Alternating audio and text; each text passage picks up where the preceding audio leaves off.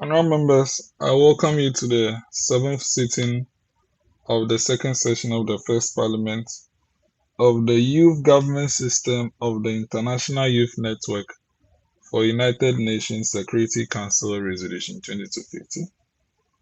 Let's start with prayers. Almighty God, we humbly beseech Thee to look with favour upon this Parliament of the Youth Government System of the IYNUNSCR 2250. Grant that it may perform its high duty as in Thy sight. Give divine guidance to the youth president and his youth ministers.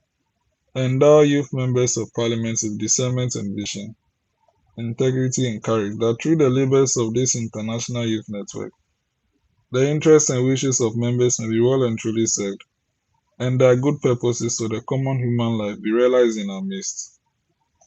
O God, grant us a vision for our network, fair as it might be, a network of righteousness, where none shall wrong his neighbour, a network of plenty, where evil and poverty shall be done away with, a network of brotherhood, where all success shall be founded on service, and honor shall be given to the deserving, a network of peace, where the youth government shall rest on the will of its members, and the love for the common good. Bless the efforts of those who struggle to make this vision a living reality. Inspire and strengthen our members, that they may give time, thought, and sacrifice to speed the day of the coming beauty of the youth government system of the International Youth Network, Ghana, and Africa. Amen. Honourable members, I hope you can all hear me.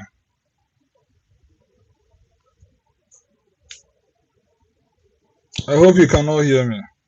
Okay, that's fine. So, in reference to our order paper, prayers have been said, and I'm sure we are to adopt the order paper. The order paper has been displayed on our pages. Does any member have any reservation on the order paper?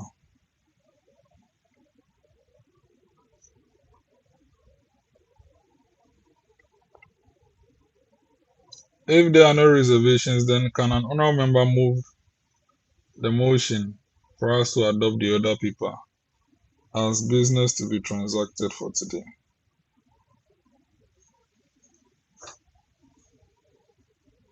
Yes, Honourable Daniel Kwajo Ada. Thank you, Mr. Speaker. I, Ado Daniel, the MP for New North constituency, move that today's meeting should begin. Thank you. Thank you very much. Seconder.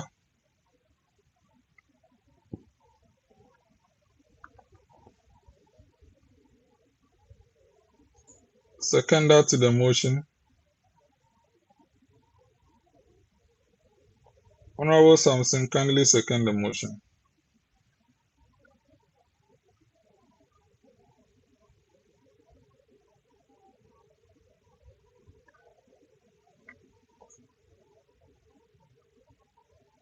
Yes, any seconder? Yes, Honourable Samson, second the motion, please.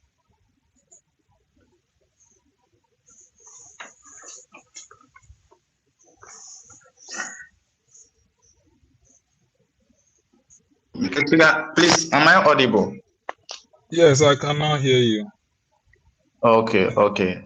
I so second the motion being moved by Honorable Daniel. Thank you. Thank you very much.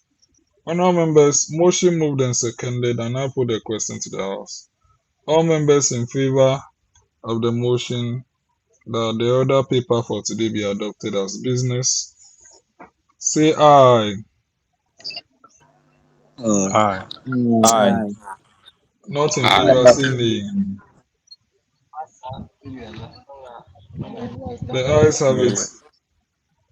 The ayes have it, the motion carries. Therefore, the order paper having been displayed, shall be the business to be transacted for today's sitting. Honourable members, we move to communications. The first on our list is the Global President, Her Excellency Reverend Dr. Lilian Saliado. Is she in our midst? Okay. For the communications, I think we just take them anytime our guests attend to the house. Do we have the country head in our midst or any of his deputies? I also do not think so. The youth president. Do we have the youth president in our midst? Okay. So at any point in time that they come, we'll take their address to the house. So I'll move forth to my communication. Honourable members, today's sitting, I think since January, we haven't been able to sit in February and March, but luckily we are sitting today. And today we have some important businesses to discuss. A physical sitting that we want to hold in merger with another youth parliament, which will provide us an opportunity to sit physically. So when we get there, we'll discuss that.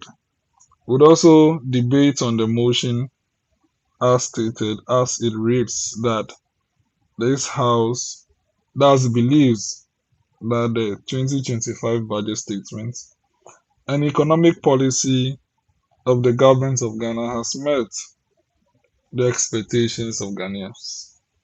And this motion will be debated by the House. Apart from that, we have in our strangers. We have in our midst strangers who, as a matter of fact, will be giving us some statements for us to discuss and then make our commentaries on it. So that is the business for today, and I invite you all to participate in this as it is very important for our grooming. On that note, may I welcome you all to today's sitting.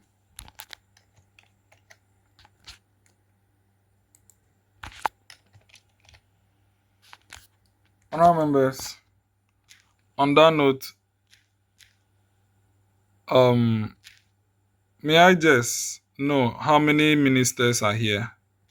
The youth ministers here. Please raise your hand if you are a youth minister.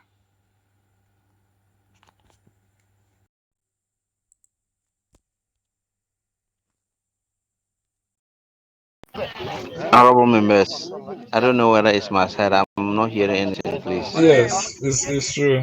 My apologies. Yeah, Yes, Honorable, I think my apologies. I think I was unofficially logged off, but I've been able to sign in back. So I was stating that we have a motion to discuss. We have the physical sitting as well to discuss, and the then same challenge. we'll be having statements from youth ministers. May I know the number of youth ministers present in our midst? Youth ministers present in our midst. Please just raise your hand so that I know you are a youth minister. And if you have, apart from the statement to be made by Honorable Samson Sechofia. Okay, so we'll start with the statement of, okay, Honorable Daniel Addo, do you have a statement to make as well? Just make that indication clear. All right. Thank you, Mr. Speaker. This one is a little announcement on the WhatsApp page. I think a member of parliament is also raising concern on joining the meeting online. So I don't know whether the link can be reposted or the password can be made open, since we know the number of people, or we know ourselves over here, so that at least he can join us. Yes. We don't have any password. When he clicks the link, he should be able to join. Or the code is the last letters after is basically, should I say, the last 9 alphabets. So when he copies the Okay. code in the link, he should be able to enter. But however, we are All right. recording the sitting as well. So yes, Honorable Wardback, Okay. are you a youth minister? Do you have a statement to make as well? Yeah. Okay, so Right. Yes, I have a statement to make. okay, so we'll I take the think. state. Wait, I haven't given you permission to start making your statement. I just wanted to know that I have a statement to Okay. make. So we'll take that of Honorable So Samson Sechofia. After making comments, then we'll go to you. Then we'll proceed with the business of the day. So let's have Honorable Samson Sechofia, who will make his statement. And as stated on the other paper, just 3 minutes for each statement. So Honorable Samson Sechofia, let's hear your statement. Thank you.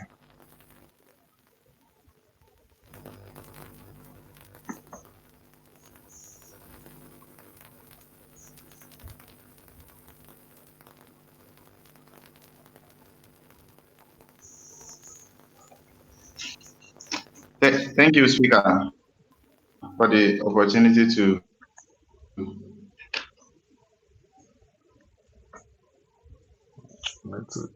Network dey worry for online sittings. Why we just dey prefer physical sittings? Kemi Afetomi for.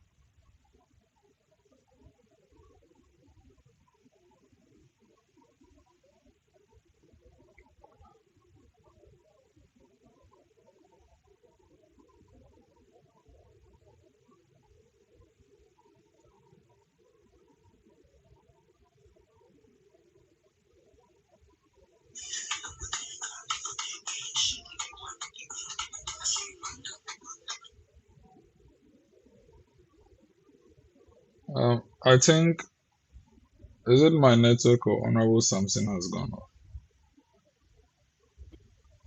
Speaker is logged out again. Okay, then. Yes. Okay, please proceed. Okay. Thank you very much. The global president, the youth president, His Excellency Justice Avidelasi, Right Honorable Speaker, Honorable Members of Parliament, I bring you warm regards from the Ministry of Energy and Green Transition, where significant strides are being made under the leadership of the new sworn-in government. I duly submit to the Honorable House today to update the House on the recent development in Ghana's energy sector and outline directions, the directions we are charting as a government in delivering sustainable, efficient, and accountable energy services. Mr. Speaker, I will first talk about the smart meter deployment and system efficiency. The government, through the Ministry of Energy and the 1 million smart meters under a 1.2 billion Ghana Cedis project aimed at reducing technical and commercial losses. The initiative launched on March again for expansion is expected to enhance billing accuracy, improve revenue collection, and allow real-time monitoring of electricity consumption, renewable energy and clean transition projects. The Palugu Multipurpose Dam was originally awarded in 2019 at an estimated cost of 993 million, approximately $1 billion, with a projected 5-year completion period. A recent development in the project is the allocation of the $12 million by the Bank of Ghana to the contractor responsible for the construction, which marks a critical step in the project's progress. This dam, when commissioned, will deliver about 60 megawatts of hydropower while supporting irrigation on 25,000 hectares of farmlands. The ministry has also committed to expanding off-grid solar solutions for underserved communities as part of our push towards achieving the 10% renewable energy penetration by the year 2030. Nuclear energy development. Mr. Speaker, to ensure long-term base load power, Ghana is pursuing its first nuclear power plant with a projected capacity of 1,000 megawatts by the year 2030. The government is currently evaluating proposals from the United States, Russia, France, and China to which one will best fit for the government to award the contract to. Right Honorable Speaker, Petroleum Hub Development. Although the Petroleum Hub initiative was initiated by the previous administration, the President has expressed a strong commitment to its continuation and expansion. The project is expected to create 700,000 direct and indirect jobs, significantly boosting Ghana's economy. Right Honorable Speaker, distinguished ladies and gentlemen, honorable members, while we make significant progress, it is equally important that we understand that we may face some challenges. Mr. Speaker, we are hit with a storm. We're hit with a storm which places the confidence in accountability at the edge.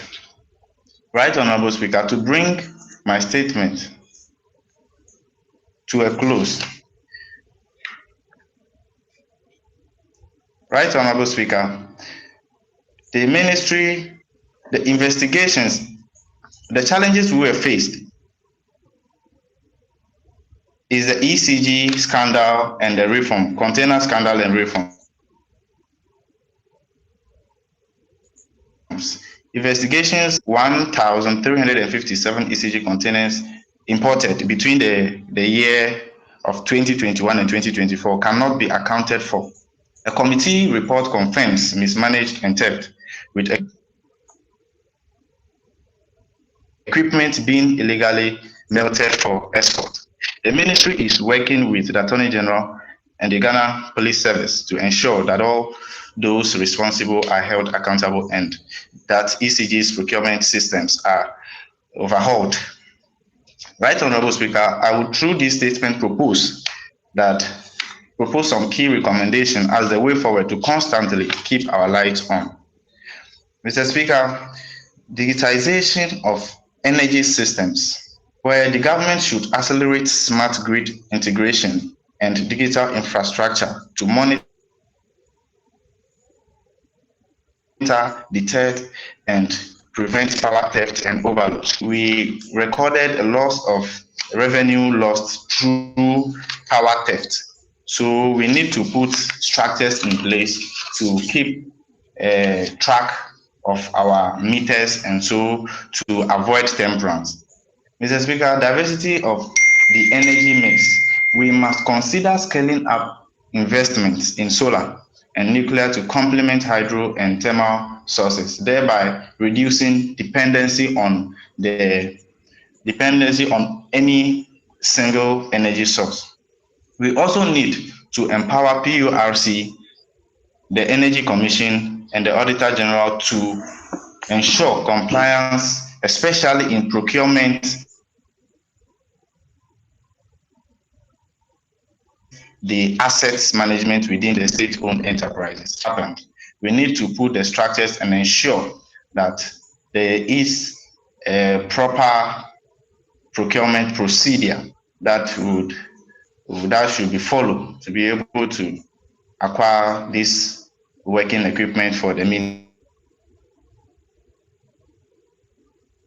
ministry. We should be looking at expanding on, and also this will help us to reduce transmission losses. Right Honorable Speaker, we would significantly thrive on fostering collaboration with the private sector in energy generation, especially for renewable projects and infrastructure expansion. Government should also invest in workforce development through scholarships, technical training, and research opportunities focused on energy innovation. Regular maintenance and upgrades. There must be an enforced scheduled maintenance and upgrade of existing infrastructure to prevent unplanned outages. Speaker, to conclude, as the Youth Minister responsible for energy and green transition, I strongly encourage youth, whether in clean energy innovation or the technical training or community advocacy. Thank you very much, Speaker, for the opportunity to deliver a statement. Thank you very much, Honorable, for your statement. Honorable members will take comments on the statement. Honorable Travis Green. Thank you, Honorable Speaker. I think mine is not a comment, but I want to suggest to you, Honorable Speaker, that so that it goes to the ministers, that their statements, if possible, could be shared on the page for honorable members to be looking through it, because this one, he has delivered a wide range of statements where one can skip some things and then won't have the chance to ask probably the accurate questions that you're supposed to ask, or some contributions. We are human, so I think if the ministers henceforth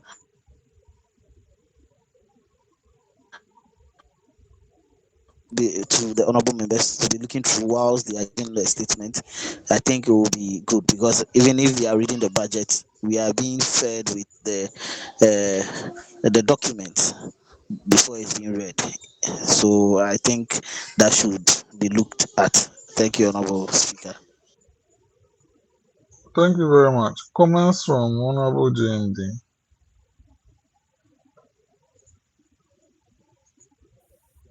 All right, thank you very much, Mr. Speaker. I'm grateful for the opportunity. In fact, I listened to the Honorable Minister and I'm really impressed with the statements. But I do have reservation with regards to the Palogo Dam, which he mentioned of. At least the previous government, there were some problems with the implementation of that project, and there was some monies that were told were spent without any evidence of work done. So I would have wished that you would have given us updates on those things before even telling us what the government seek to do about that. Thank you very much, Mr. Speaker. Thank you very much. Any further comments? If there are no further comments, then I'll take the last remarks from the. Okay. Honorable Mohammed Abdul Latif. Thank you very much, Right Honorable Speaker. Thank you for the opportunity to contribute to the discussion. Please, thank you, Honorable Minister, for the presentation. I want to find out, I haven't seen any further information provided with regards to how many containers have been recovered so far.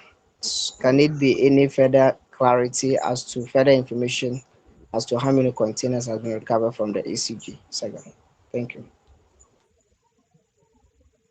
Thank you very much. I think that will be the last comments from members. We'll take the remarks from the minister on his comments and then on the comments made by honorable members.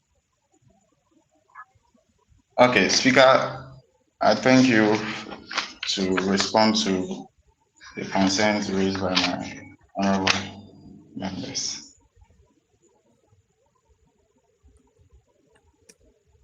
I think the first one was about the Palogo Dam. I'll be sharing the document, my statements right after my comment. I'll share it on the page so members can have a glance through. With the Palogo Dam, I stated that The project was awarded in 993 million, and then it was approximately 1 billion Ghana cedis, which was expected to be completed within the 5 years. So, due to the concern that my honorable member just raised, that there was no enough evidence to show for the no value for money actually, but this new government has also made new allocation of million by the Bank of Ghana to the contractors responsible for this project. And then the other one, I'm not impressed. concern was also raised by how many containers that was recovered through containers that are still intact. Although some of them are met open, but we have 40 currently out of the 1,000.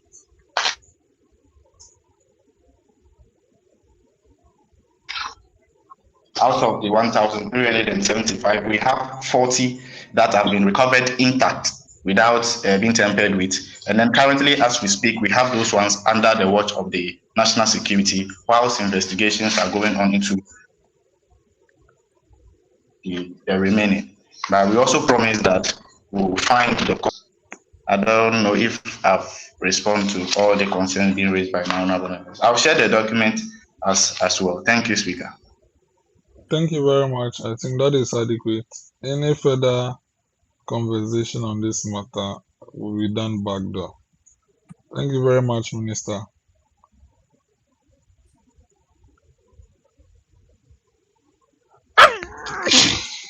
Do we have Honorable Welbeck here?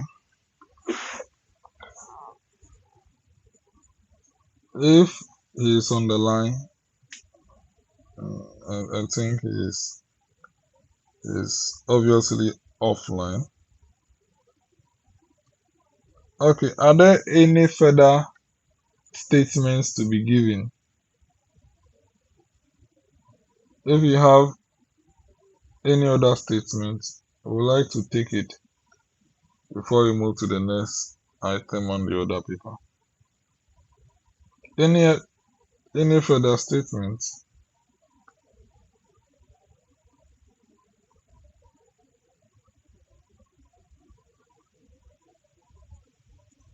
Okay. In the absence of any further statements, or when necessary that the ministers are around, would deliberate over whether or not we should receive their statements. As time is money, we would like to proceed to the next item on the other paper. The next item on the other paper are presentations and deliberations on a proposed physical joint sitting with Youth Impact Parliament. As you know, the last time that we met physically was August 3rd, 2024. The first time we met physically was May 1st, 2023. In 2025, we don't know when next possible we'll be able to meet. However, as you know, funding is being provided by the global president. And as of now, they are trying to open more chapters and they are doing general youth assemblies. And for us to hold an independent physical sitting, then we would have to do contributions in order to do that, to host it in Accra, because venues are expensive in Accra and all those stuffs. However, we will have an opportunity to do a piggybacking with another youth parliament, which is Youth Impact Parliament. They hold sittings every month in the year, just that their sittings are based in the Volta region in Bo. To do a joint sitting with them, it means it has to be an ordinary sitting that they are holding, and they'll be holding a sitting in March, And if we are okay with holding a joint sitting with them, it means the sitting would obviously be held in Ho in the Volta region. And then at the time that they set, they'll communicate to us. And then we'll hold a joint sitting with them at Ho.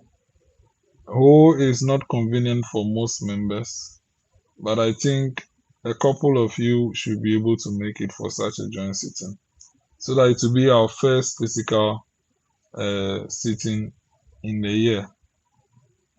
The global president is making provisions for a physical sitting later around the year. But when that sitting comes, that will be the time we use to dissolve the first parliament and then start our second parliament afresh. So for this current parliament, I think the joint sitting will be an opportunity for us to sit physically. And that will be done in May. Youth Impact Parliament hosts its sittings on Sundays, so probably I'm sure they will consider either 11th May or the 18th of May, or possibly 25th of May. But they are yet to decide, and whatever day that they decide on, I think we'll just go by it. The reason why it seems non-negotiable for us is that they are the ones going to provide the funding for the venue. They are the ones going to provide all other resources for the sitting. All we will just have to do is just to come and join with them for a joint sitting. That is how we will have to give them the privilege of selecting the dates for the sitting. However, I think we are scattered all over the nation. Some of you are at South, North, Central, Sonyani, and the rest. So it's not going to be compulsory. Members who think they can make it should be the ones to make it, because you are the person going. Obviously, you fund your own travel. So that is the proposal for us to consider in order to reduce or not to attract any additional should I say contributions. And this is what I'll bring forth to us to consider for a joint sitting with Youth Impact Parliament in the month of May, which will obviously be on Sunday. Thank you very much. The floor is open for discussions on this matter.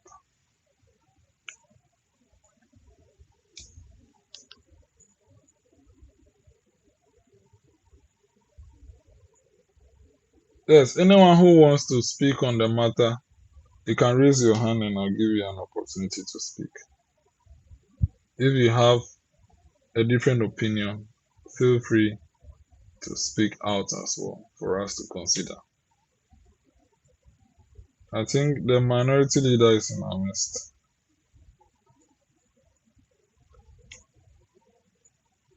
Oh, he's gone again. Yes, Honorable Kadem, who is also now the Youth Minister for Justice and Attorney General. Yes, honorable members, what do you think about this proposal?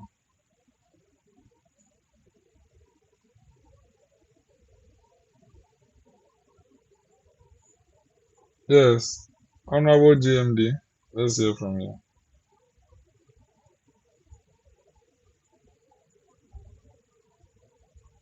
All right. Thank you very much, Mr. Speaker. I'm grateful for the opportunity once again. I think the initiative is, but as you've already acknowledged, that a lot of us may not be able to attend the joint sitting. So if it is well acknowledged that this is the case, then I think there should be we should find an alternative where we could have a sitting whereby most of us will be able to participate in the.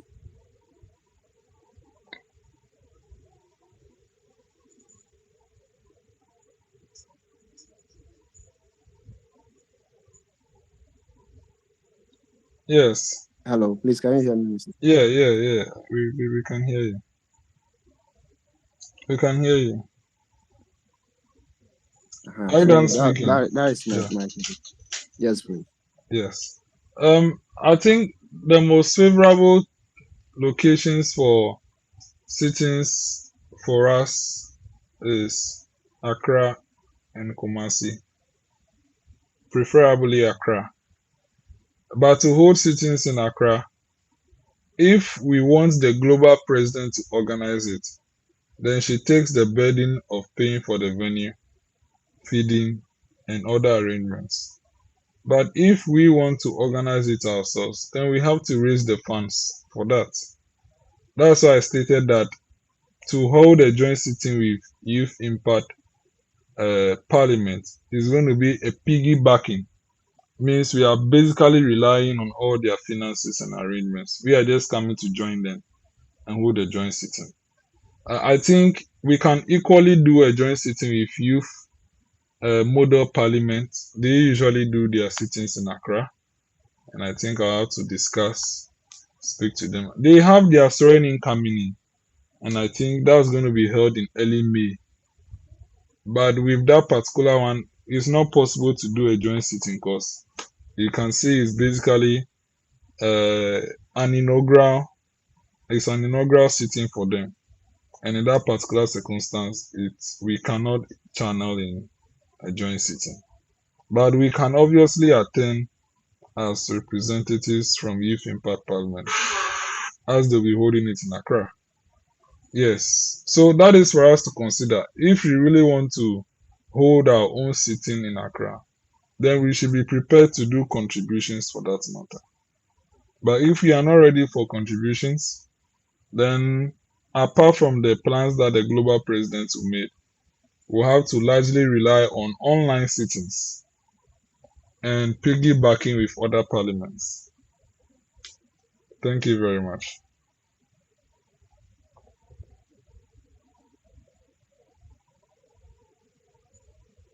Yes, the floor is still open. Honourable members.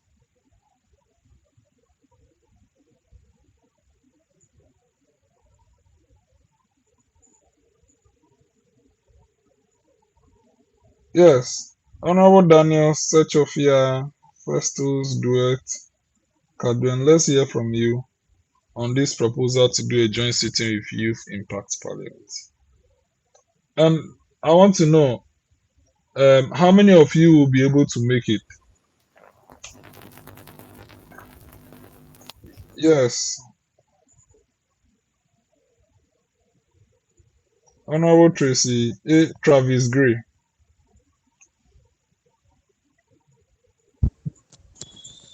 Thank you, Honorable Speaker. For the joint sitting, as you stated that we are not going to take any cost, whereby the Youth Impact Parliament is going to take majority, or I think all of the cost for the venue. As the first honorable member suggested that there should be an avenue for other people to join, then why don't we contribute towards that one so that we can make available a system for other honorable members to join the food, probably online or something, if that is possible. Because looking at who the people that can come will be from the Volta region, Accra, even people from Central too can come, obviously, and Eastern too, I think. But the rest, Takrady, Kumasi, North, and all those places, I think they won't be able to make it. So if it would be possible, why won't we do the contribution towards that? And our availability too would depend on the date that will be given.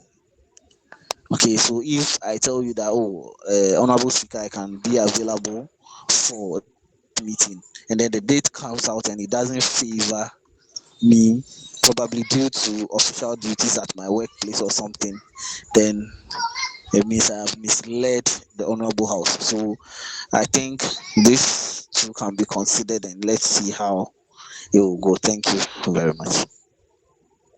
Okay, thank you very much. Yes, I agree with you.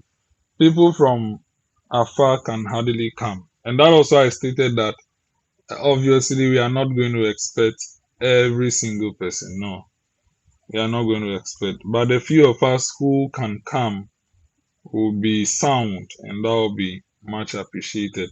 And as you stated, if we want to contribute towards organizing our own physical sitting, that will be much appreciated than leaving the entire burden on the global press. For those of you who don't know, a venue in Accra, those of you who stay in Accra, could cost not less than 14,000 cedis. For a venue that costs 1,000 cedis in other places.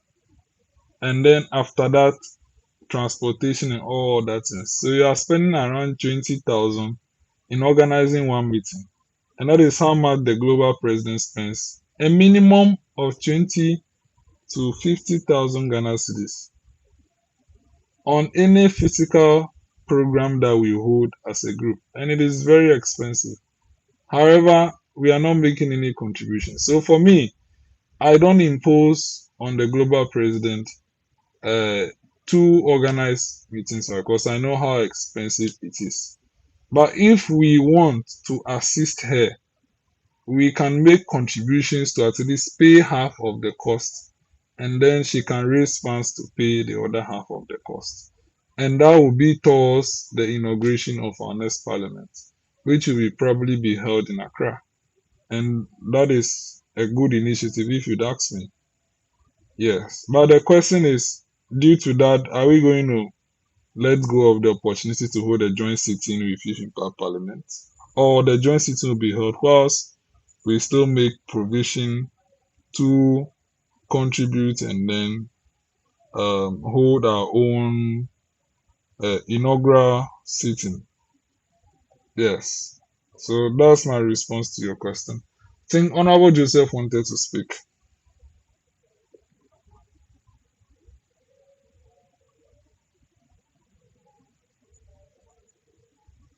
Yes, let me hear a feedback from Honorable Travis Gray.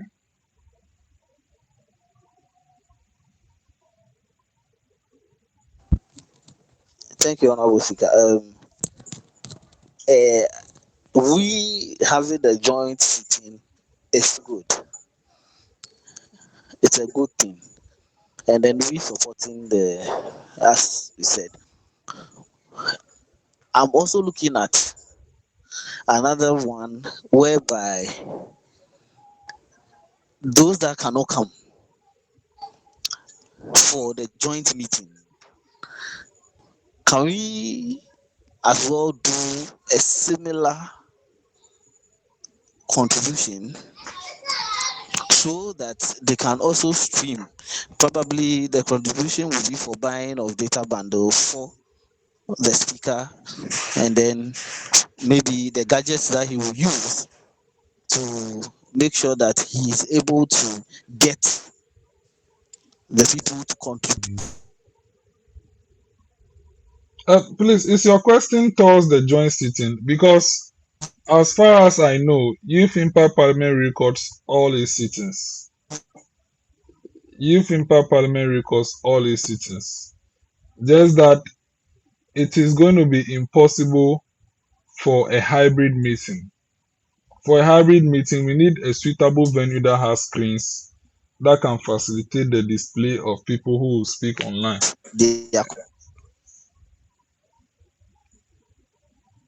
Yes. Yes, so I'm saying that if you are talking about recording, as far as I know, Youth Impact Parliament records all its sittings.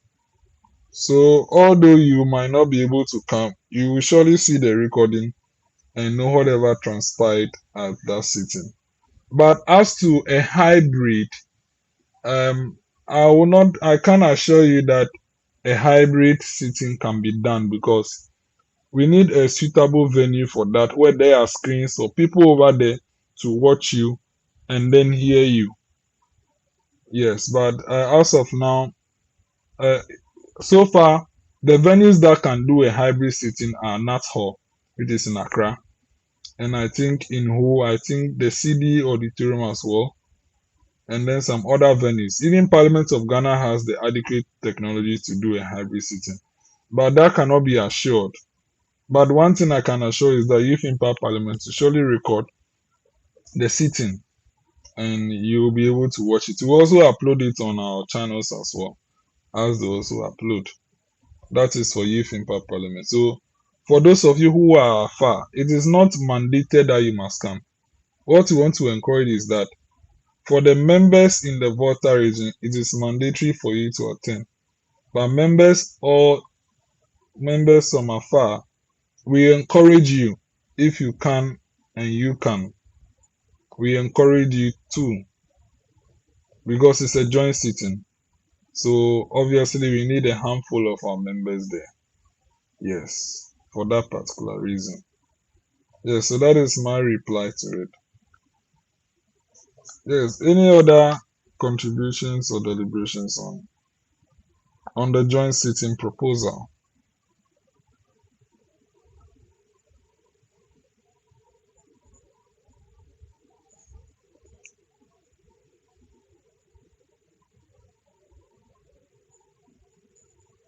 Yes, let's hear from, I think, Honorable Joseph, you wanted to speak before. Let me hear you speak.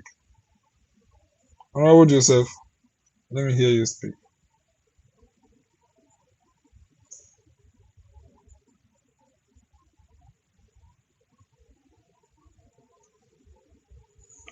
Yes, Honorable Joseph, I think you wanted to speak on the matter. Okay. In the absence of any further deliberations, I think you have given your blessings, but I think I'll still put the question as evidence that the House is in favor of the joint sitting proposal with Youth Impact Parliament in May. So I'll put the question on that. All members in favor of the joint parliamentary sitting with Youth Impact Parliament, say aye.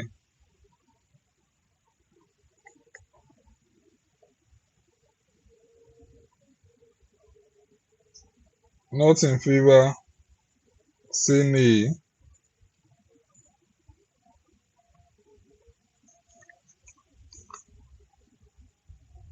Honourable members, I think the ayes have it. So the joint sitting is hereby approved. Yes, honourable members, can you hear me now?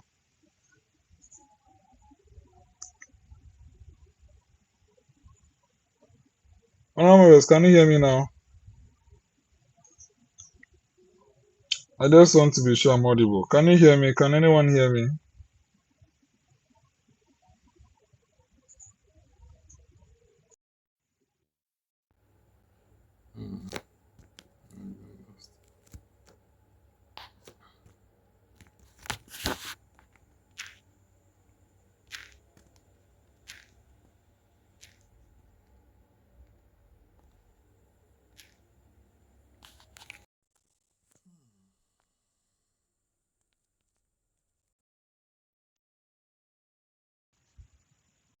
Yes, hello. I think I got lost along the way again, the second time. But can you all hear me now? Okay. Honourable Joseph, do you have any contribution on the joint sitting proposal?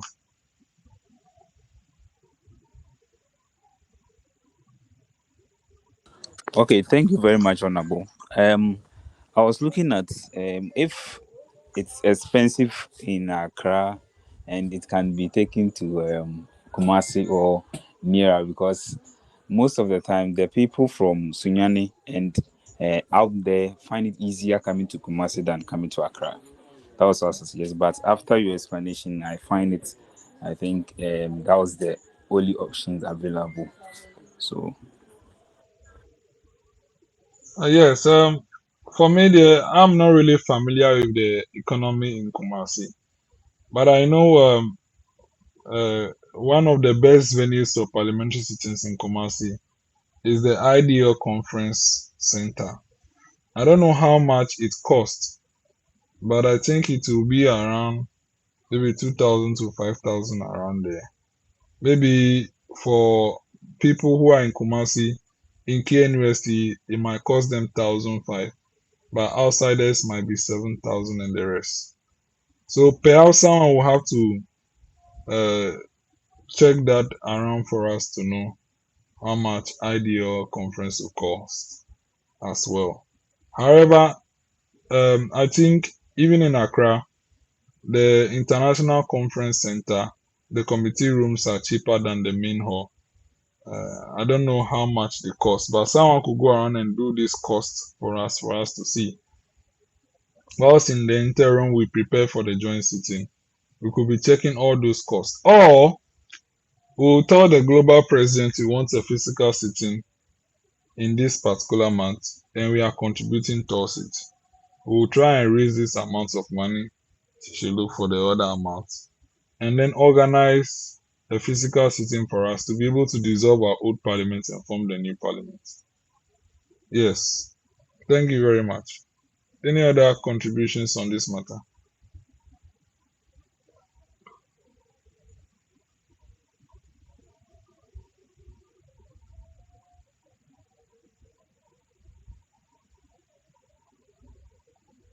Okay, if there are no further contributions on this matter, I would like us to take a voice vote on the joint sitting. So I'll just put the question on that. Honourable members in favour that this House holds a joint sitting with Youth Impact Parliament in May, at who? Say aye.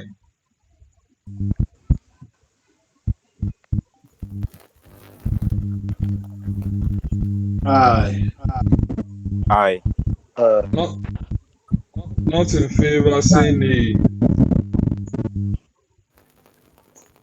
Nay.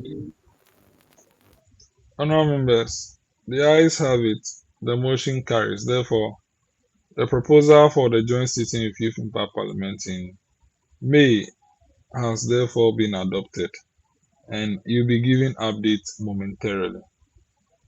Honourable members, this brings us to our last item on the order paper, which is the motion to be debated that this Honourable House believes that the 2025 budget statement and economic policy by the government of the Republic of Ghana has met expectations of citizens. Honourable members, before the motion can be debated, it has to be moved and seconded before we debate it. So on that note, may I have any honourable member move the motion that this Honourable House debates this particular motion?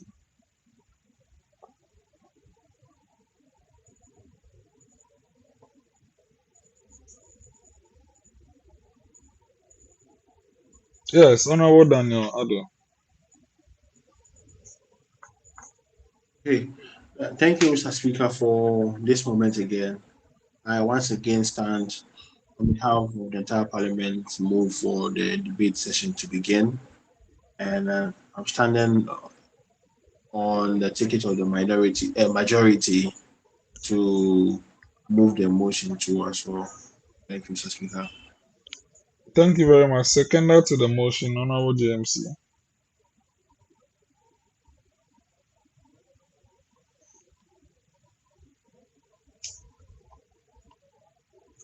Honourable JMD, please second the motion.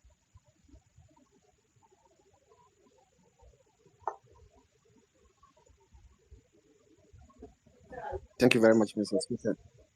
Thank you very much, Mr. Speaker. I rise to second the motion for the debate. Thank you very much. All members, motion moved and seconded. It's now for the debate of the House. Anyone who is ready to make the opening statement, you have the floor. Opening statement on the motion. Should be moved. It's moved.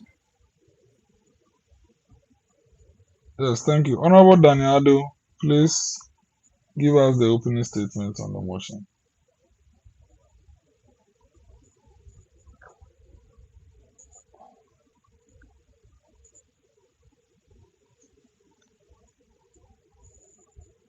Thank you. Honorable Daniel, can you give us the opening statement?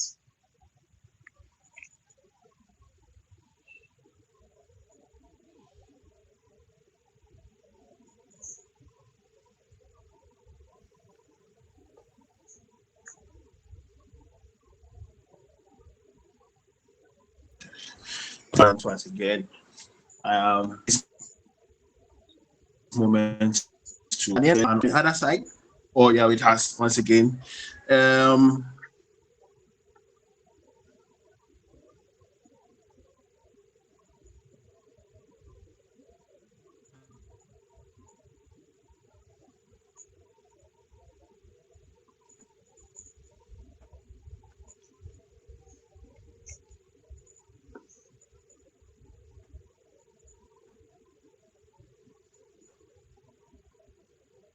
Permit me, this might be an off-board session, off-board of the excitement of my joy, as several years of hardship are now over, and there's a new form of economic restructuring, and then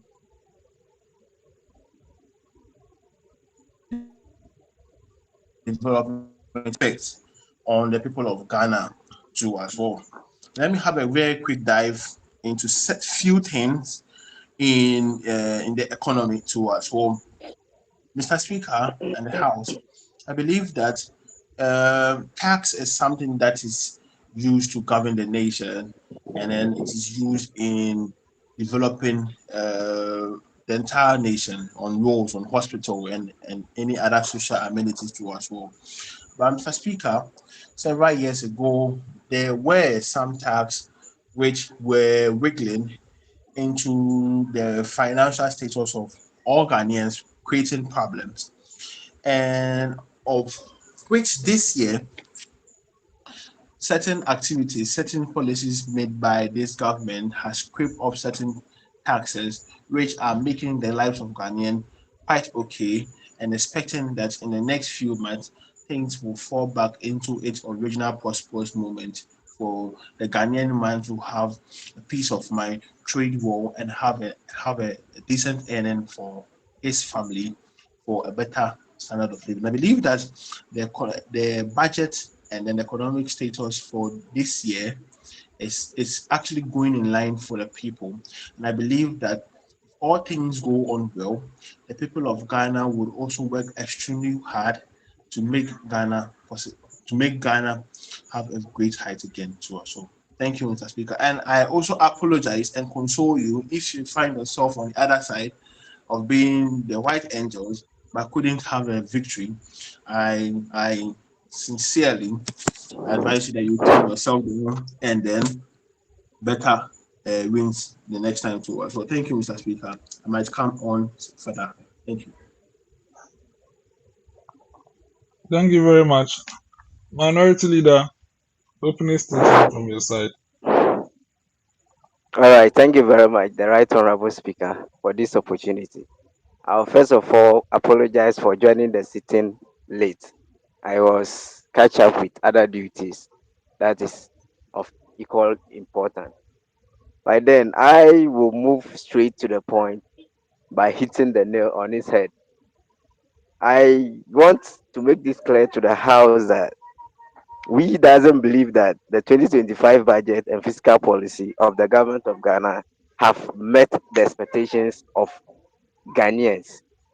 Ghanaians' expectation before they went into the 2024 general elections were to get a government which will bring budget and fiscal policies that will offer bold solutions to the country's fiscal imbalances, high inflation, rising unemployment, and worsening debt burden. However, upon analysis, Mr. Speaker, the budget falls short in key areas such as debt sustainability, job creation, support for small businesses, and tackling inflation. It is overly optimistic, lacks implementation, clarification, and then fails to address the structural and weaknesses of this economy. Mr. Speaker, we, the mighty minority, will throw more light and highlight those weaknesses and offer possible solutions to the shortcomings of this year's budget. Thank you very much, Mr. Speaker, for this opportunity. Thank you very much for us again. Thank you very much. Um, I think before I take a reply from Honorable Daniel, let me just take from Honorable GMD.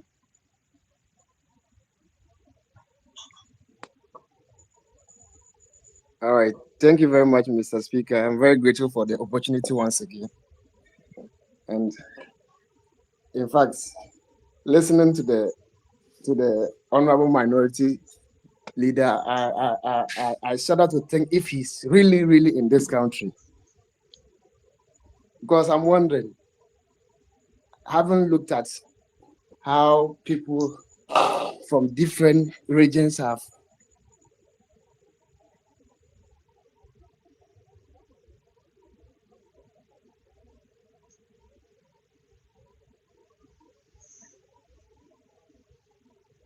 she's saying, and that inflation has been so much stable for a couple of months now. We can also talk about relatively how the city has performed.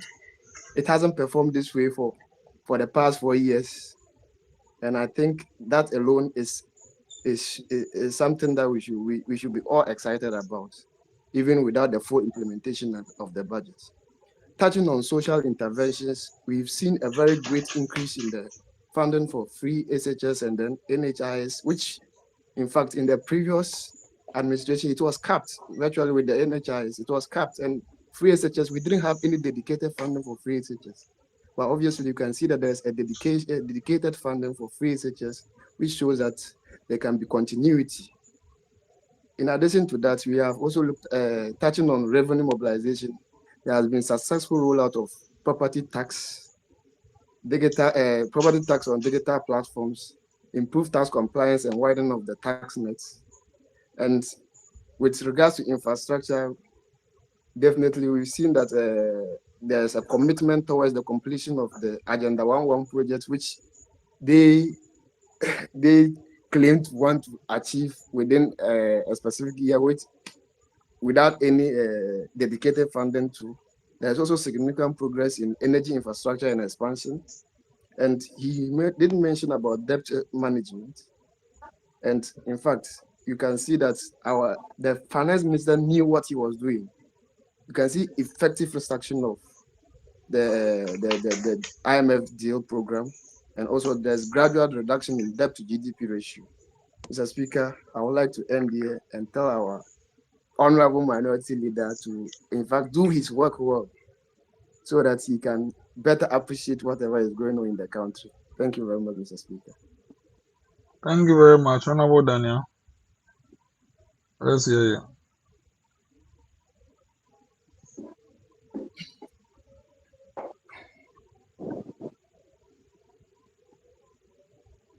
I think Okay, thank you so much. Yeah, okay. Let's hear you, Honorable Daniel.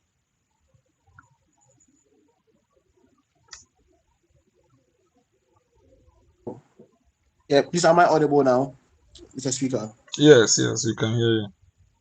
All right. Thank you so much once again, Mr. Speaker, and the whole House as well.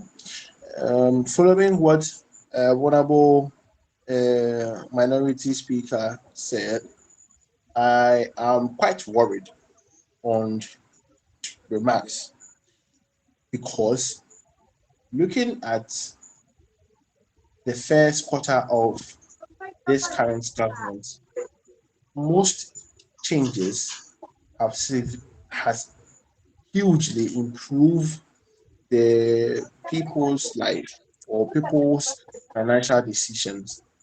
And then it has also unleashed certain bad practices which were actually going on unnoticed, but it was actually draining the financial purse of the entire nation to us all.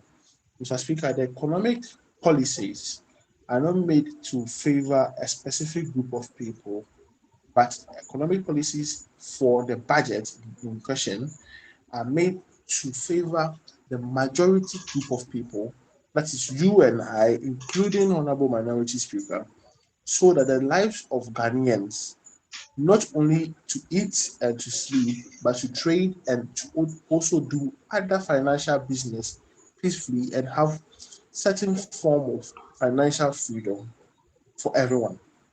Mr. Speaker, when this government came to power in January 7th till today, they have abolished certain taxes. They have also abolished and withheld certain licenses and other regulatory institutions that was actually swaying off the country's purse into a negative default setting. I actually believe that the budget itself is first made to recover all the losses the previous government had incurred, surface them, and also make way for a greener pasture for the people of Ghana in this first half year. So the budget is not meant to overly praise people or to overly make people live in heaven whilst nothing is being done on a macroeconomic system. Let us take note that this is just the first quarter of this current government and there has been significant improvements in certain policies.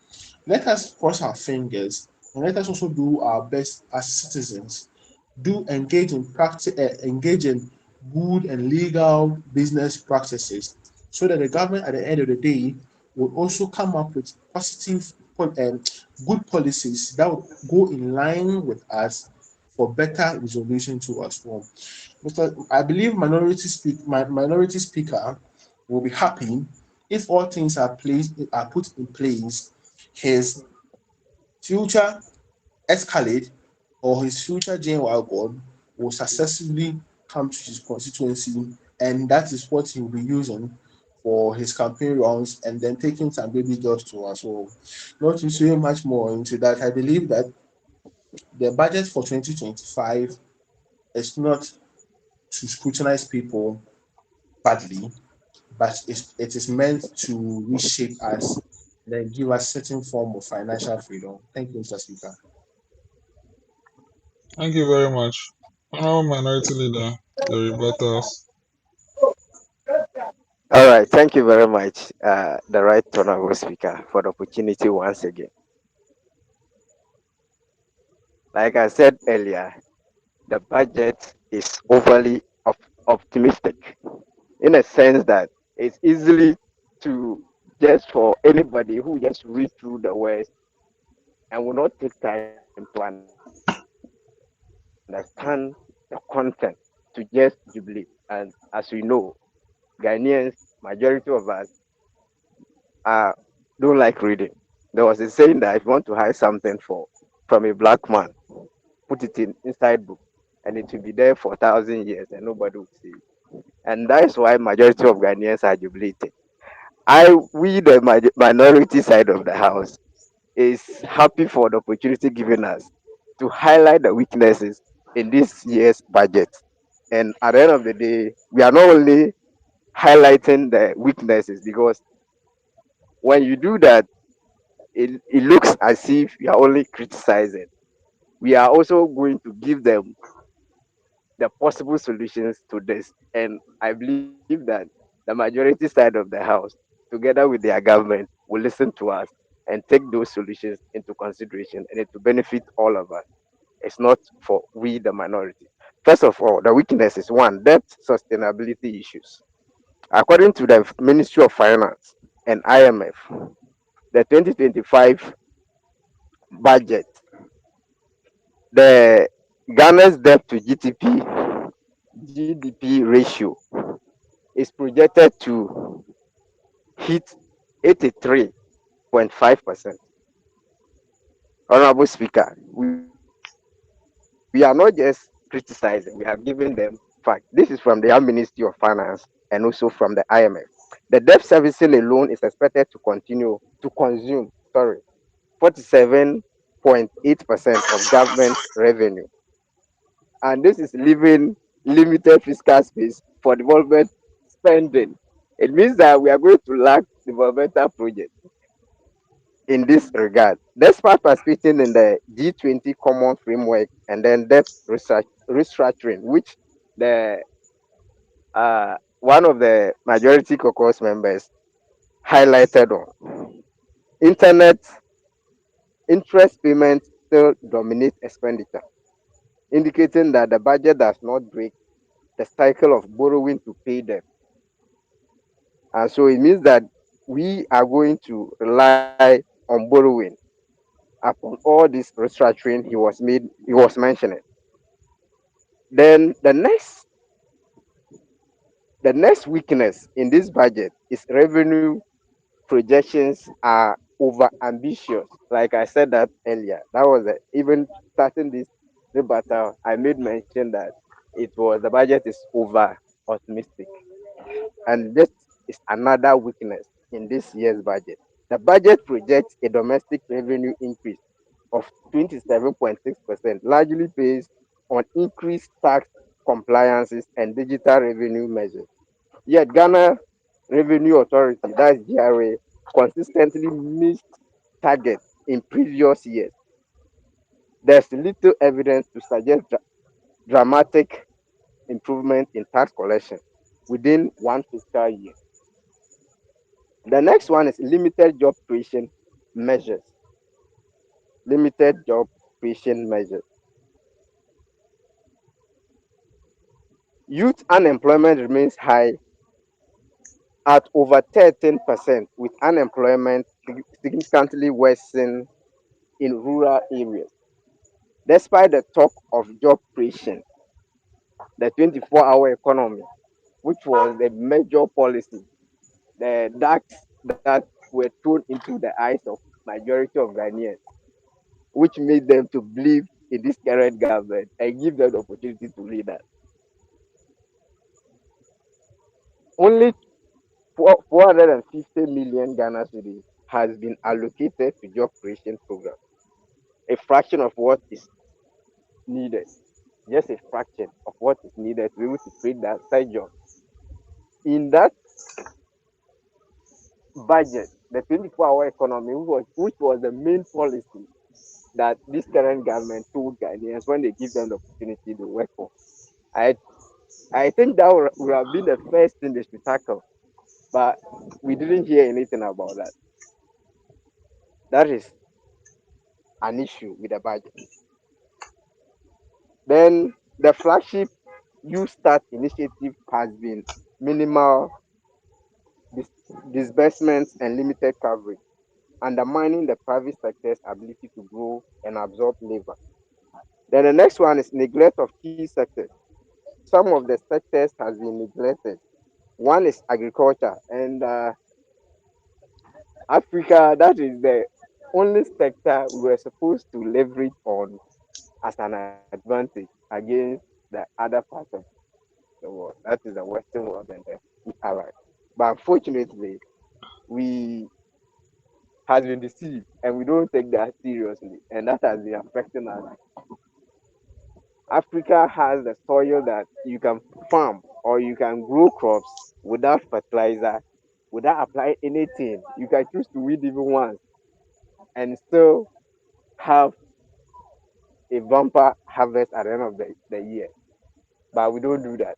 We allow people who are living on desert be able to turn that desert into fertile land and to produce food to feed us in Africa. That's the case, Honorable Speaker.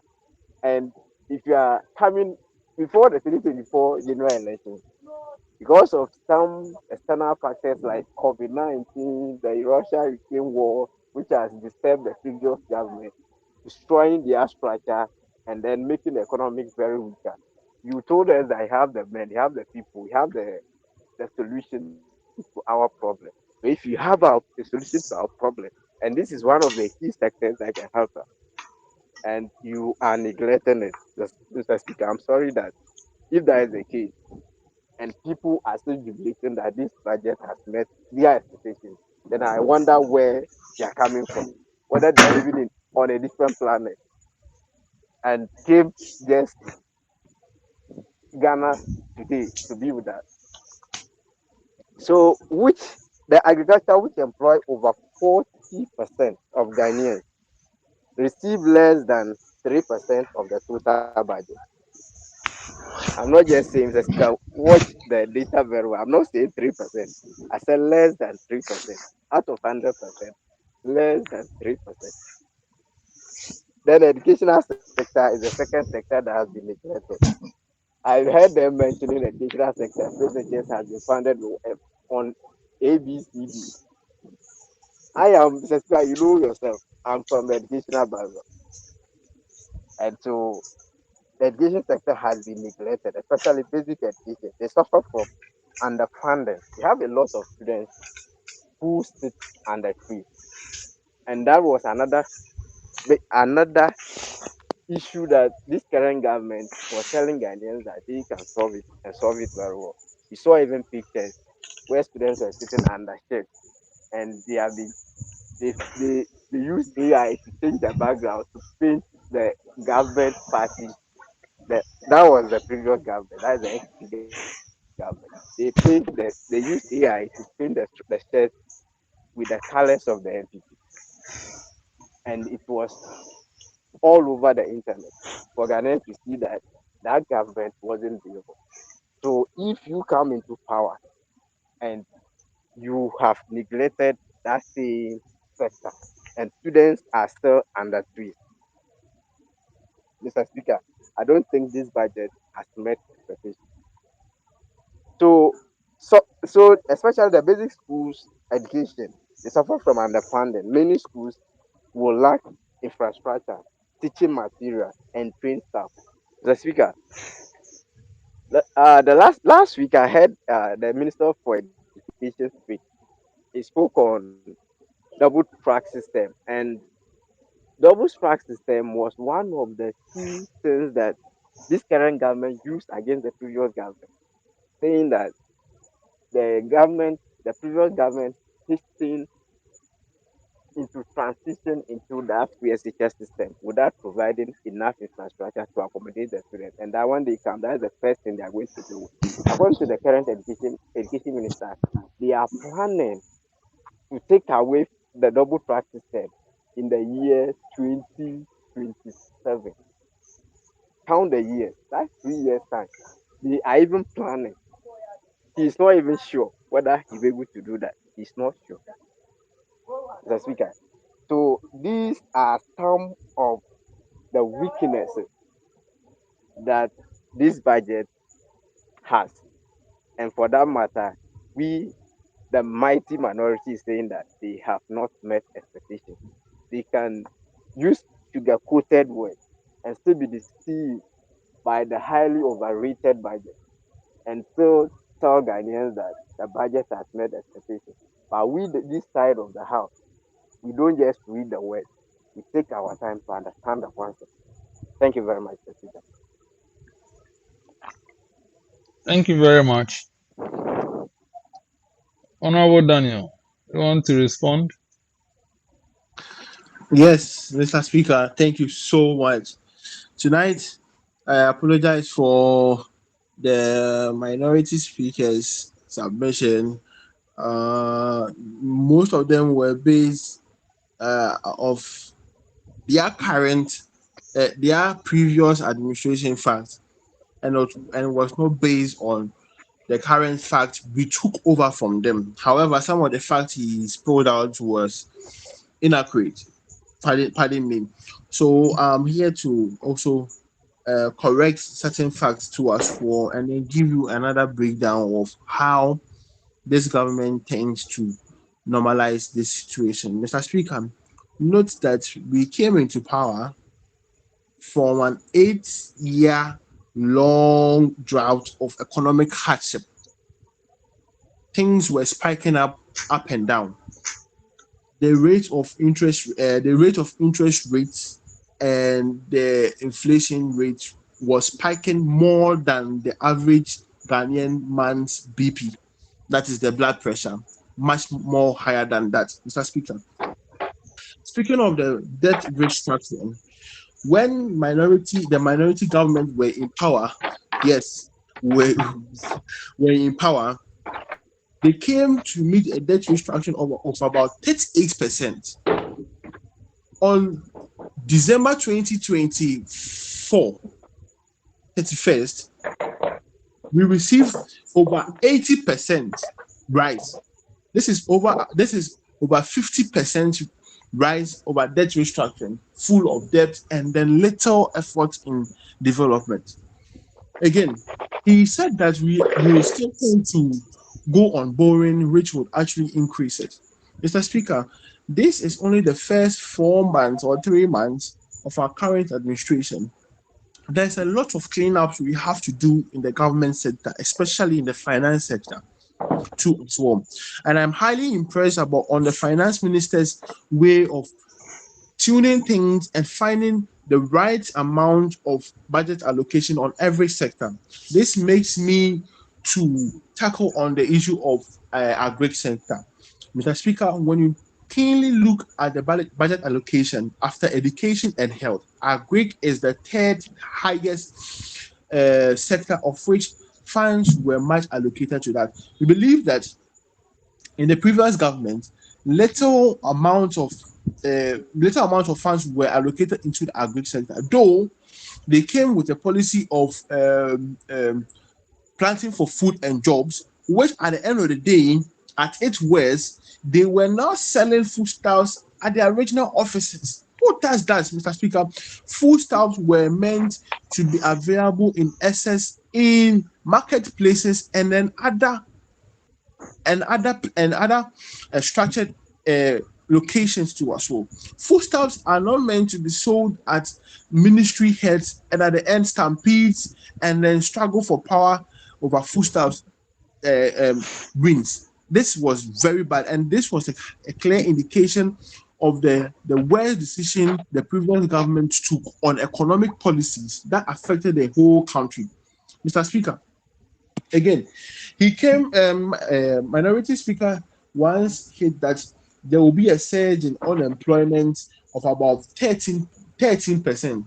Mr. Speaker, we acknowledge that fact, and for that, I'll give him the credit on that, because on that fact, they were the ones who left us on about 12.5% on 12.5% on unemployment rate. Mr. Speaker, within the first 4 months, the current government has initiated a 1 million digital training that is enabling the youth of Ghana, both the skilled and unskilled people, to get their hands on digital training, that is cybersecurity, data analytics, not only to feed the government with that and get something from the government, but at the end of the day, to freelance on the knowledge they've learned on international markets, so that the number of unemployed citizens could drastically reduce, and then there will be circulation of knowledge and skills for more job creation in the system. This is only the first few months of the current government, and we believe that these policies laid in line would actually slow down the unemployment rate, cushion the people by leveraging on the knowledge the government is impacting on its youth, for them to have an innovative way to create new jobs for themselves and share with international communities, because the world of IT goes everywhere, and to now we call it a global village. So with your phone or with your laptop, with your data you have, you can communicate or seal a business deal with anybody around the world with the knowledge you've gathered so far. Mr. Speaker, he said that I'm sure I've been able to tackle most of what he said. And again, on borrowing, Mr. Speaker, what the previous government did on borrowing did not actually give us the full flair to unleash everything we wanted to do in our full steel. However, in the first phase of our economic policies we laid down, we believe that this would actually normalize the economic crisis the previous government had actually relayed on the people of Ghana. Mr. Speaker, you go to the bank and then interest rates will not actually make you attractive to even invest in the banking sector anymore.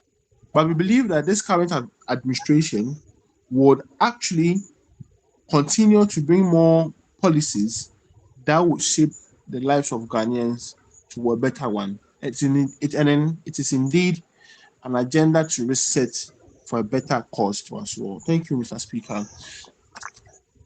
Thank you. Rebuttal from Minority Leader.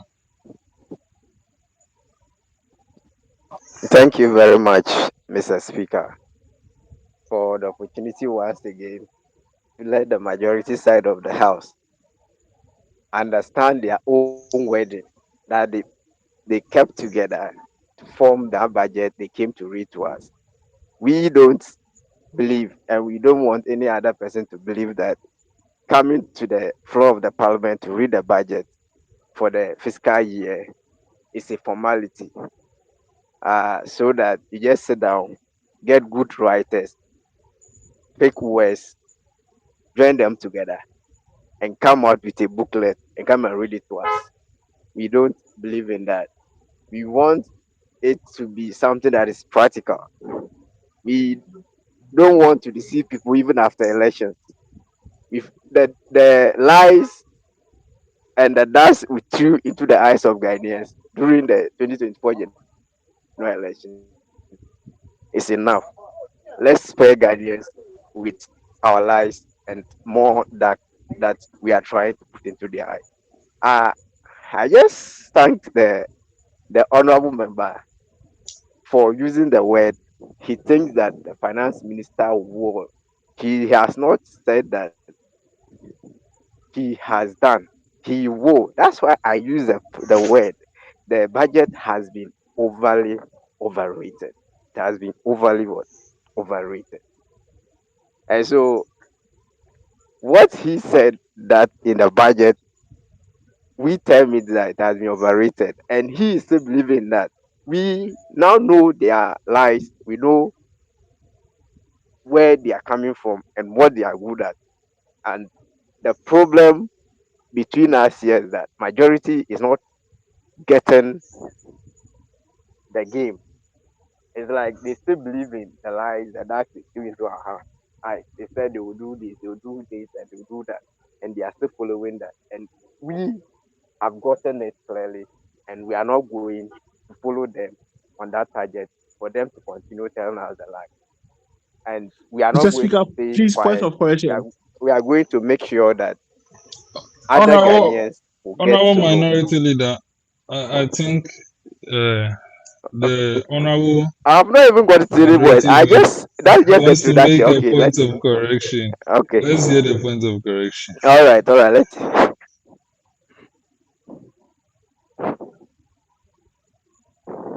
Okay, Mr. Speaker, please can I continue?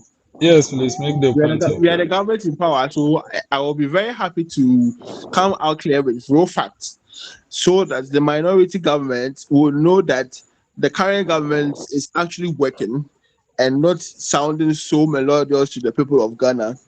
However, Mr. Speaker, let us note that the budget is not overly rated. However, once again, Mr. Speaker, to talk about the e-levy, the minority government promised us that the initiation of e-levy will solve the Ghanaian problem totally, just as Jesus Christ healed the blind man totally. But here lies the case that now the blind man is forced to wear a dark space, indicating that he is totally blind. We are here as the majority government not to do the same thing to the people of Ghana, but to hit to our words. That is why in even our campaign messages, we promise Ghanaians that within the first quarter or less, we would cancel most of the taxes that bear no improvement on the lives of Ghanaians. So we cancel the e-levy, we cancel the spot levy, we cancel a lot of levies to overburden them. Is this the budget we are talking that it is overly rated? No, Mr. Speaker. We are actually looking at financial freedom for our people of Ghana. We believe that not only taxes can also be used to develop nations, but we know that when there is full inclusion of financial activities of the people of Ghana, there there will be a lot of fund speculation, and the government of Ghana can use that to service the previous debt of the minority government, and then also make better financial decisions that would serve as a long-term span to benefit all Ghanaians, including the minority government too as well. So, Mr. Speaker, where lies the overly rated budget where certain things we said few months through our campaign has been initiated already? Mr. Speaker, let's know that in the latter years of the previous administration, they initiated the e-levy, which we knew the people of Ghana knew that this is the last dosage of one of the hardest economic decisions the Ghanaians have to take.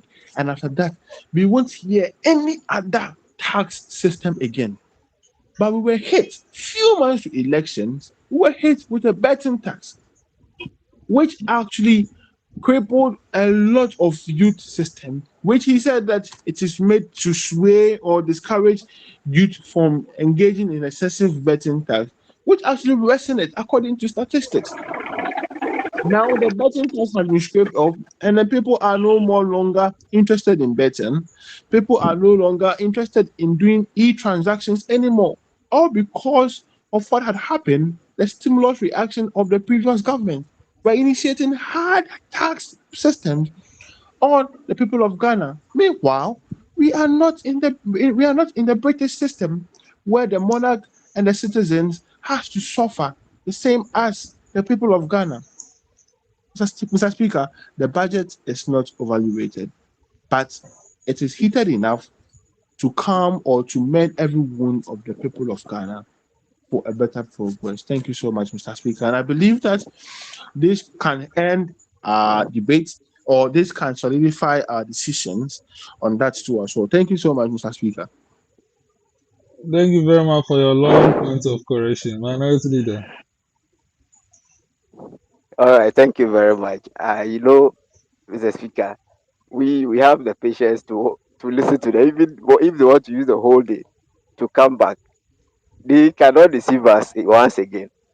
Ghanaians, we are ready, and we've given them the mandate for the next 4 years, and we'll let them know that now we are fed up with their lies. I gave figures. The figures I gave are research works that came up with projections. Don't be following the budget. I told you the budget is just words that were put together with sugar coated words.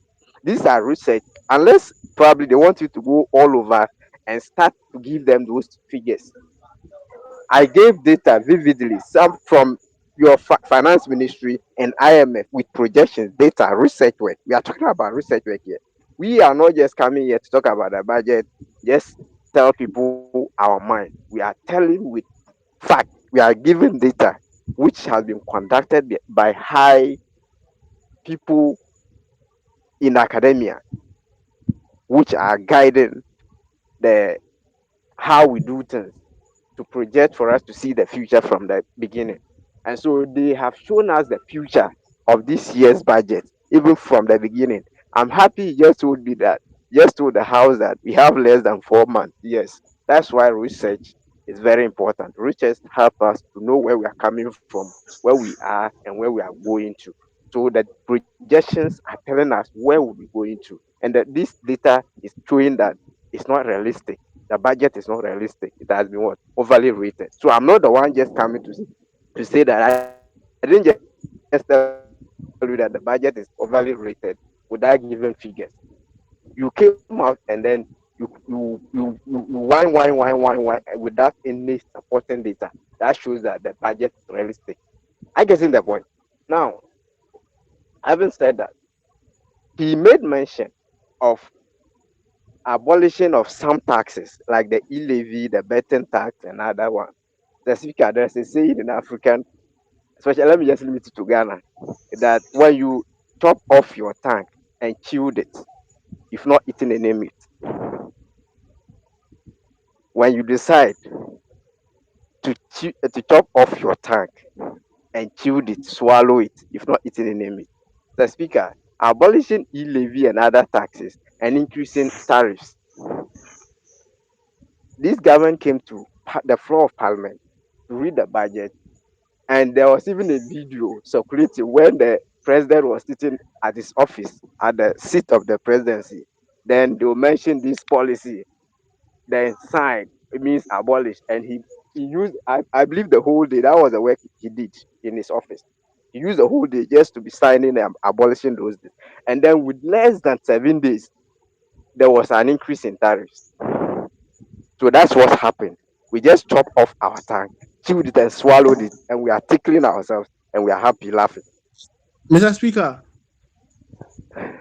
To move on again, Mr. Speaker, he made mention that the previous Mr. Speaker, government Yes, Honorable budgeted Daniel, much for agri is it a sector. point of order? yes, but this is the quickest point of order I would ever make this evening, Mr. Speaker. Okay, Mr. okay. Speaker, just note that what Minority Speaker is saying about increase of tariffs isn't our sole decision, but based on the previous and the harsh economic agreement they made with existing parties on the repayment of our debt or servicing of our debt that had led to that. I remember in 2018, the previous government signed an agreement with an European Union whereby every 3 months, non-reversibly, every 3 months, there should be an increase of tariffs so that this increase first would be used to service the debt. This was done under the minorities government. So if it comes here to say that it is now placed on us and then we are now increasing the tariffs, it is as a result of their bad economic decisions. And we are now restructuring things, resetting things to make things better for the Ghanaians. Thank you, Mr. Speaker.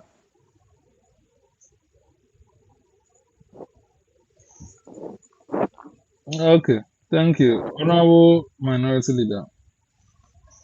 All right, thank you, Mr. Speaker. Like I said earlier, Honorable Daniel, don't be deceived by the sugar-coated words. You said that you are undergoing the restructuring. So if you are undergoing that, how does that you attack the worst policies that have been taken by our government, that is the previous government, before moving forward? Why will you go and start from what Mr. is not Speaker, necessary and Mr. still Speaker, be increasing Minority tariffs? You Speaker, know pardon me. that is Minority the Speaker, only pardon me. that Uh, is Minority that Speaker, is the only Honorable pardon me. Daniel, that is let's the only let thing almost let's almost let him every finish. Ghanaians suffer when it comes to tariffs. No Mr. matter Speaker, where you find yourself, whether in an urban area or rural area, you pay one or two of the tariffs. So if that is the first uh, headache of the Ghanaian people and you are restructuring debt, why don't you tackle that one first? And so okay, coming okay, Mr. to Speaker. cancel two, he made mention of cancelling betting tax.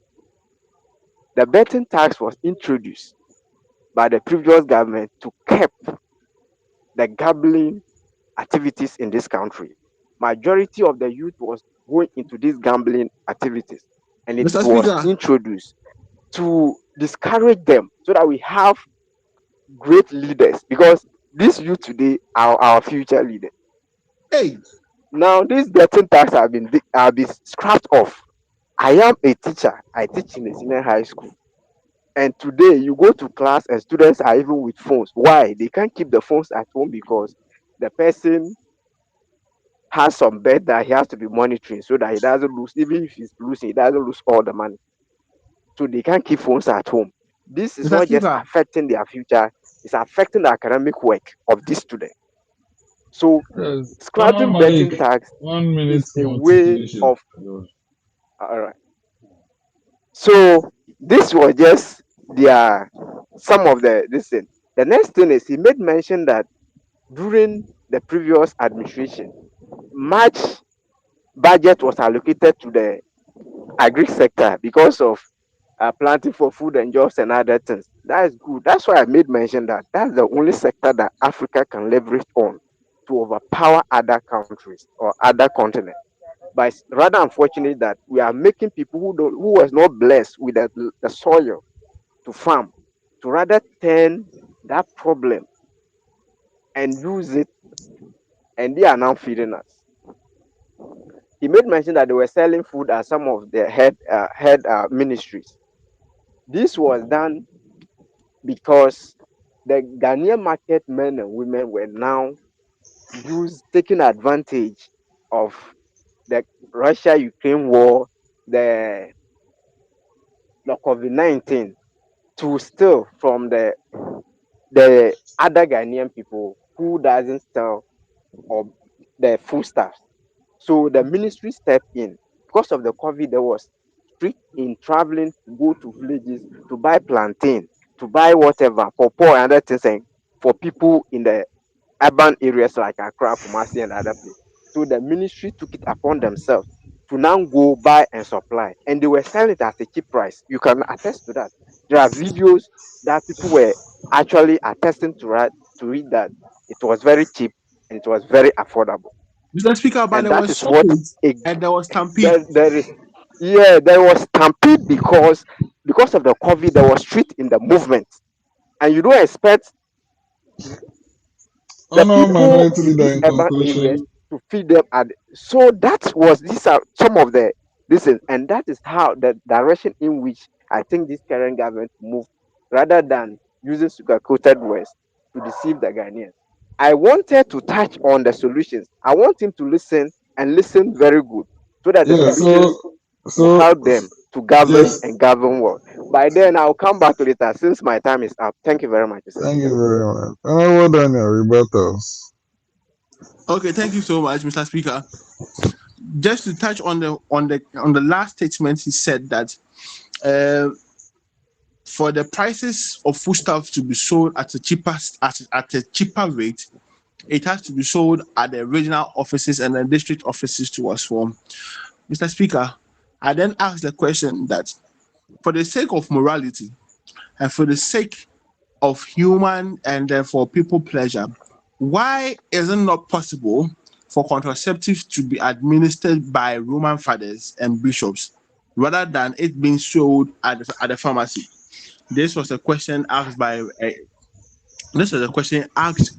an old man. Until today, there was no answer.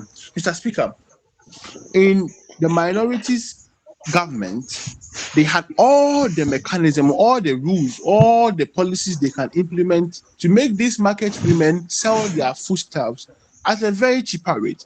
And moreover, this was after the decline of COVID-19 rate, and then things was falling back into their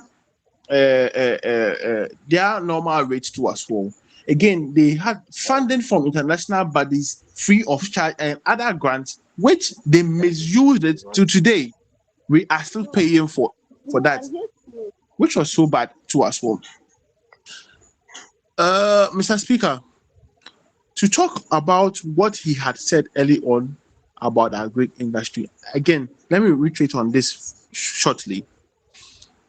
This government is not a government of coup d'etat whereby we overthrow a government and restart everything. This is a successive government. We took over from a government through election peacefully.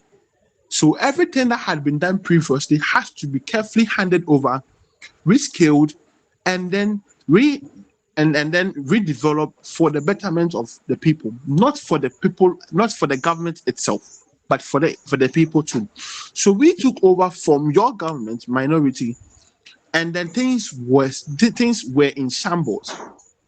We're setting things again, and minority is now bombarding us with the same mess they created previously to us, whilst we have not even caused half of a month. Like how? You have not crossed 6 months. It's like a bird going to muddy water at the south and coming to the north to ask who made the water quite dirty like this. So, honorable speaker, ask yourself, what mess have we created? And what are we doing towards that? This is what you are actually telling us, Mr. Speaker. So I believe that the minority government should actually place their hands at their back and look at the meticulous way of making Ghana better again, so that in the near 50 to 80 years, when they come back to power, they'll do the same thing for a better Ghana. Thank you so much, Mr. Speaker. But I think I can go on and on. We might enter tomorrow with thanksgiving to God, debating about this motion. But I would end here and say that it was a wonderful evening, and then Ghana will still go on its great course again. Thank you, Mr. Speaker. Thank you, Minority Speaker, too, as well, for making this current government do the better things. Okay, so let's take the solutions from the minority leader and his concluding statements on the motion. All right, thank you Mr. very Speaker. much. Right, Honorable Speaker. Honorable Daniel, do you want to speak again? Okay, Yes, please. Honorable I would like Daniel, to Hello. do listen. let's have Honorable Minority Leader give the solutions, then we'll take concluding remarks from you before him. Thank you. All right, thank you very much. Right, Honorable Speaker. Before I move on to the solutions, I want to correct something that he said when he was talking. He spoke about the selling of foodstuffs at the regional and district offices. I came and told him the reason why it was sold, but it seems not to get it. It's like he has been deceived by his government through the budget, so he's not ready to listen. It's like trying to advise somebody, and the person has already made his mind. So you just say, okay, okay, and nod his head and go away. And within his head, he's telling you that you say what you want. I've already have what I want to do, and that's what my colleague is doing right now. The selling of the food stuff wasn't because of the price alone.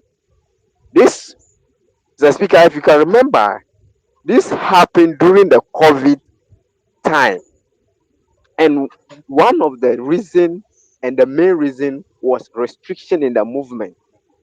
Majority of the people who used to go to the rural areas to buy these foodstuffs, like the plantain and other one, and bring it to cities like Accra, Kumasi, and the rest, were not afraid for their life. They were afraid to leave home, their houses, to those rural areas. Now the government, because of the love it has for the people, the ministry, that is the Ministry of Agri, sent its young boys and girls to go who are ready to serve, and they were serving with zeal, and to the extent that they were now putting their lives on the line to go down there, get the foodstuffs, and bring it to them to the cities. That was the reason. It wasn't only because of the price.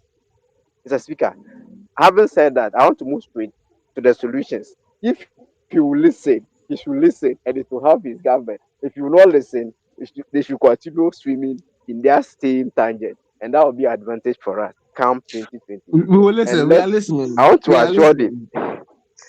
So stop deceiving yourself. We are not coming to power in 2040 something. We are coming 2028. Life and color. Okay, let's move on straight to the solutions. One, uh, reprioritize expenditure. You have to reprioritize expenditure.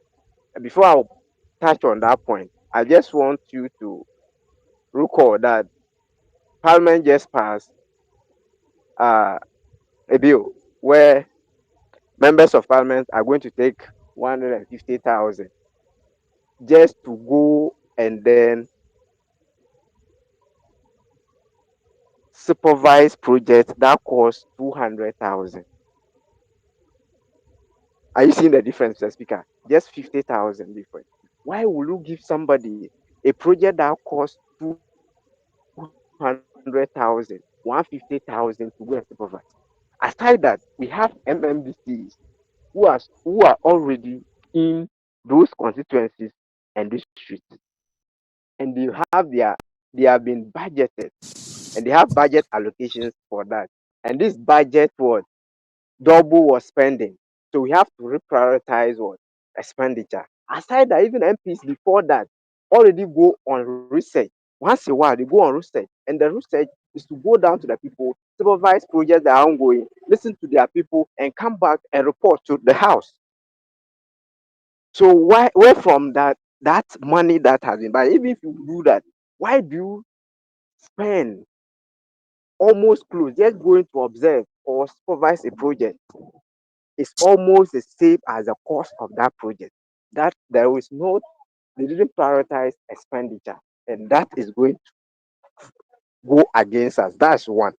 Now, two, tax reform over tax increases. And so instead of introducing new taxes or raising rates, like the tariffs I said earlier, they should broaden the tax base by following the large information sector through incentives and simplify compliance systems. Mr. Speaker, they should use digital tools to close loopholes and combat tax evasion more efficiently. The next one is they should support small and medium enterprises. They should prioritize the supporting of small and medium enterprises, and this is going to help them and help them more, Mr. Speaker. Then the next one is we should tackle inflation through local production. So incentives and local production of food and essential to reduce reliance on import and stabilize prices. Already, even agri sector, we have the land, and sort of them to budget more to support the planting for food and jobs. They rather want to cancel it because it's going to bring a credit to the previous government. They decided to budget less than 3% to the agri sector, which means they are going to import more. Now the Ghanaian child don't know how to eat akole. The Ghanaian child don't know how to eat season. The Ghanaian child only know how to eat indomie. The Ghanaian child only know how to eat these noodles who are not even produced in Ghana.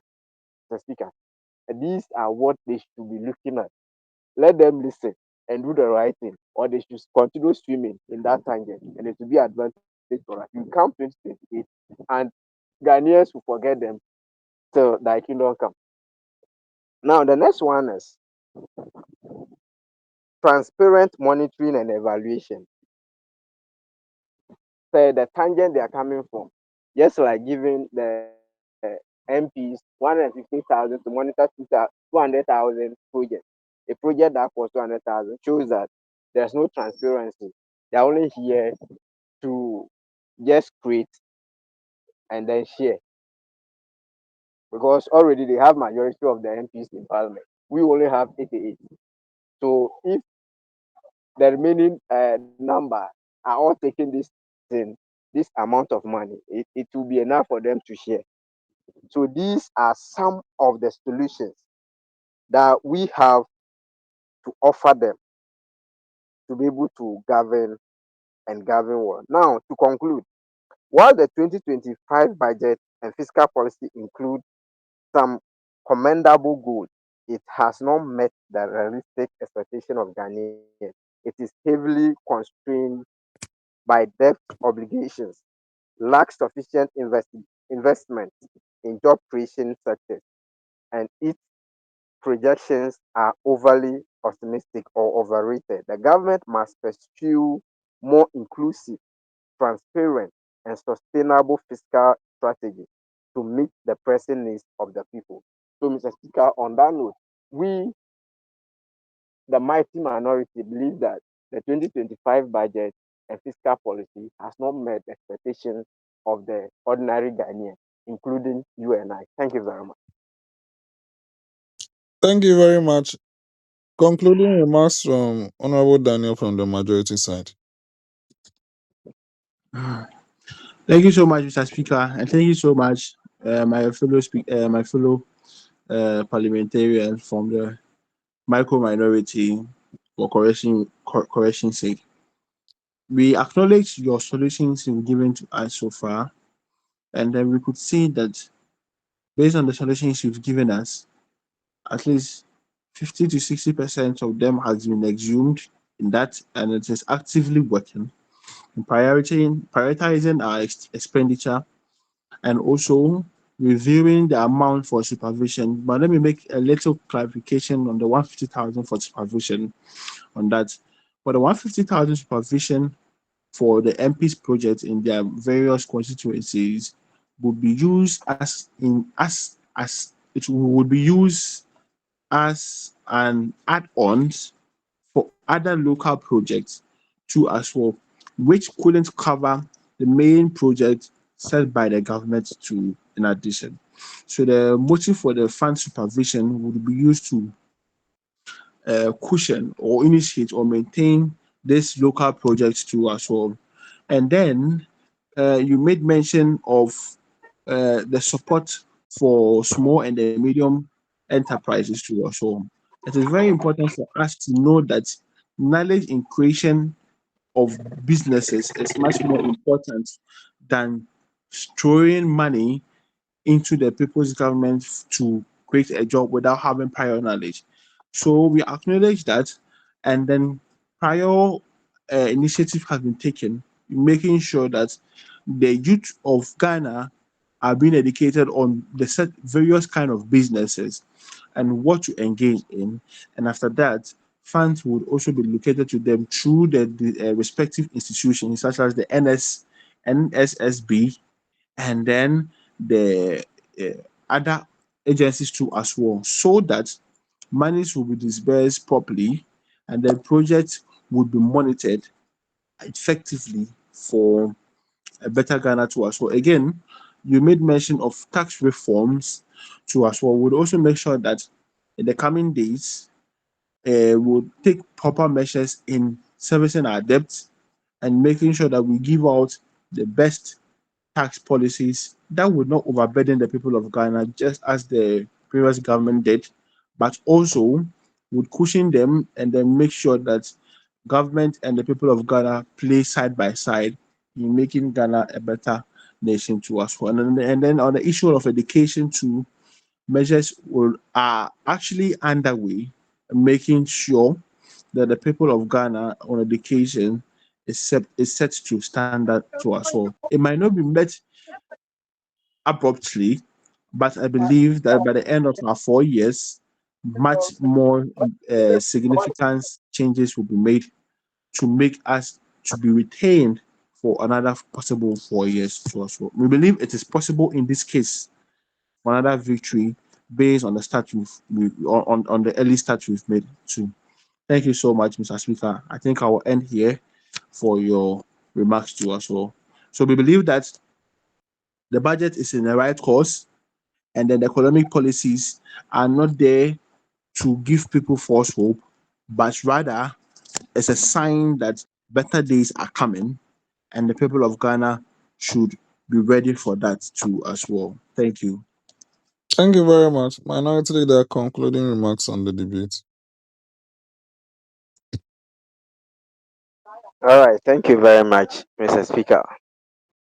Uh, Looking at the conclusion remarks of the Honorable Majority Chief Whip, Honorable Daniel, I think he has now learned to understand the content of the budget rather than just looking at the sugar-coated words that were used.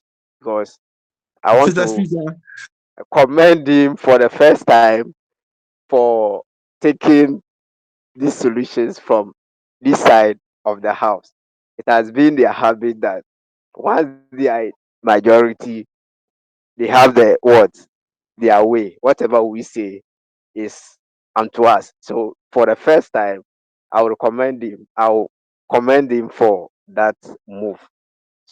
So on this note, based on my point, the conclusion and what he has highlighted, it's obvious that the budget has a lot to be worked on to be able to meet the expectations of the Ghanaians. Until that is done, this current budget and the state at which it is now has not met the expectations of Ghanaians. Thank you very much. Mr. Speaker, before you say your final marks, there's a popular adage that says that plenty plenty meat in the soup doesn't change the taste of the soup, but rather it enrich the soup and make a long-lasting taste in the mouth of a man.